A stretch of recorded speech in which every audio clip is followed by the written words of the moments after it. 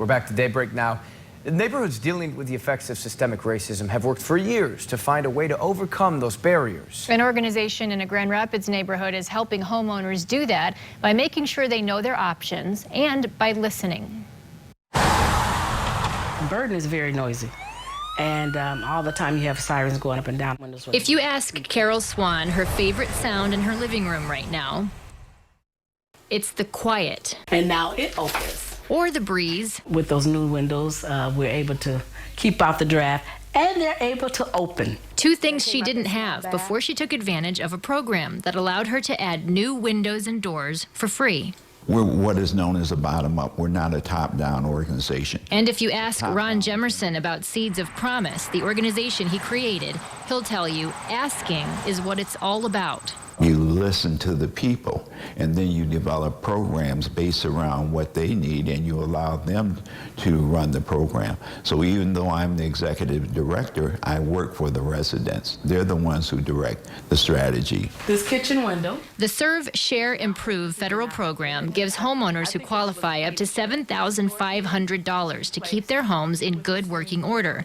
It's been around for more than 15 years, but no one in the 49507 zip code took advantage of it before.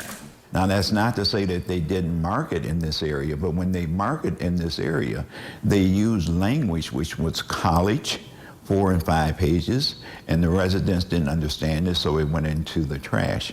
Seeds of Promise asked the residents what they thought would help, and they suggested an easy-to-understand one-page brochure. When we first started in '04, we did like 1 home. But last year, we ended up doing 32 homes. This is a whole Seeds area. Seeds keeps track of every home in the Promise area. There are more than 5,000 parcels of land, color-coded for what condition the property is in. 32 homes going through the improvement program last year. Look at here. Means 32 homes on this map are no longer orange or yellow. The goal is to turn all of them green.